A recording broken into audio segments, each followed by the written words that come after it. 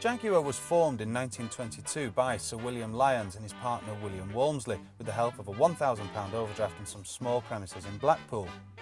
Although Jaguar is now known as a manufacturer of prestige cars, its origins are a little more humble. It originally started life as the Swallow Sidecar Company, producers of, surprise surprise, sidecars.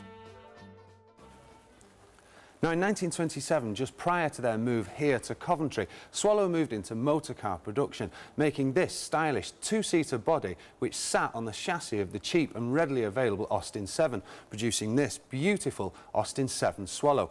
And notice the Swallow mounted on the bonnet. Now this is the Austin 7 Swallow saloon.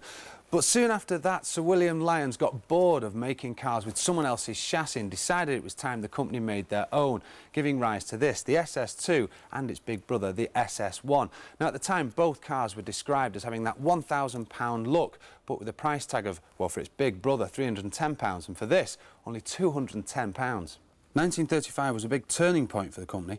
They launched 4 brand new models, including this stunning SS airline, one of the most stylish and fashionable shapes about at the time. And equally significantly, the famous Jaguar name made its first appearance that year, headlining a completely new saloon and sports car range, the SS Jaguar 100. The Second World War saw a hiatus in motor car production, with Swallow returning to its roots in sidecar production, with nearly 10,000 rolling off the production line. Post-war, Jaguar the Mark was back, biting and scratching with this, the hugely impressive XK120. Launched in 1948, its name was based on its top speed, at the time the fastest production car in the world. Jaguar were hot and its reputation was taking shape. Up until now, Jaguar had had some success in motorsport, so they decided to build a car that had track speed solely in mind. Bring on the XK120C, the C-Type.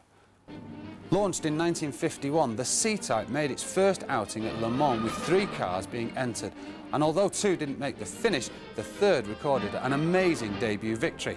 The C-Type had firmly established Jaguar's sporting prowess. Now, only 54 road-going models of this car were ever built, with a few making their way to the US. I know what you're thinking, but we got them back again.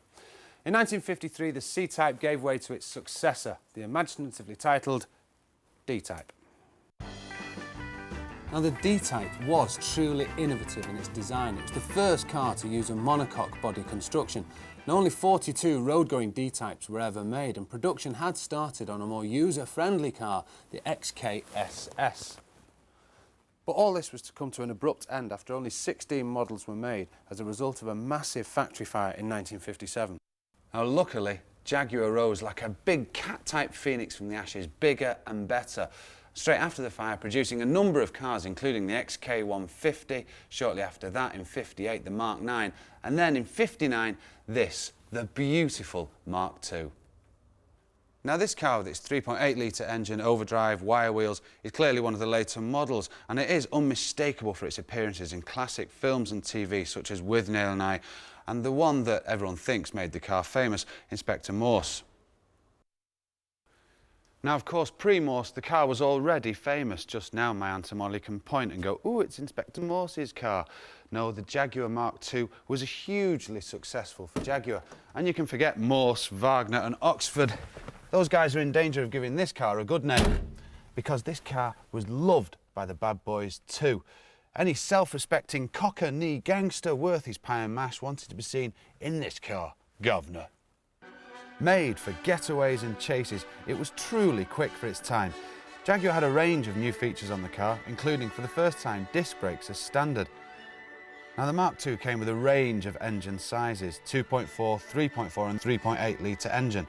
But the first and most prevalent was the 2.4 litre, which doesn't sound that big considering the size and weight of the car. But it was sufficient to get the car from 0 to 60 in about 12.5 seconds and on up to 100 miles per hour. Now this was 1959, remember. The Mark II also established Jaguar's reputation for luxury and performance at an affordable price. The entry level for the Mark II price was only £1,800. And look at this beautiful wooden dashboard made from real wooden trees and a stunning, comfortable leather upholstery. Now, of course, the Mark II is seen as an all-time classic. So in case you're tempted, and I think I am, here's Ian Royal with a guide to what to look for in the Mark II. The Achilles heel of the Mark II is the bodywork, as it is prone to corrosion. Make sure you get it checked out because the repair bills could be astronomical. An easy way to check it is with a magnet. If it sticks to the body panel, then you know it's metal under there. If it falls off, chances are your Mark II is full of filler. As long as this is okay, the rest of the car is mechanically sound. Do, however, give the engine a run out to see if it's still tight, as lots of these cars will have been driven hard in early life. With cult car status, something the Mark II can definitely claim, comes high demand. But don't worry, because that doesn't mean that prices are out of reach. A base Mark II that requires some restoration will set you back between £7,000 and £8,000, while a fully restored car in concours condition would be yours for between £28,000 and £30,000.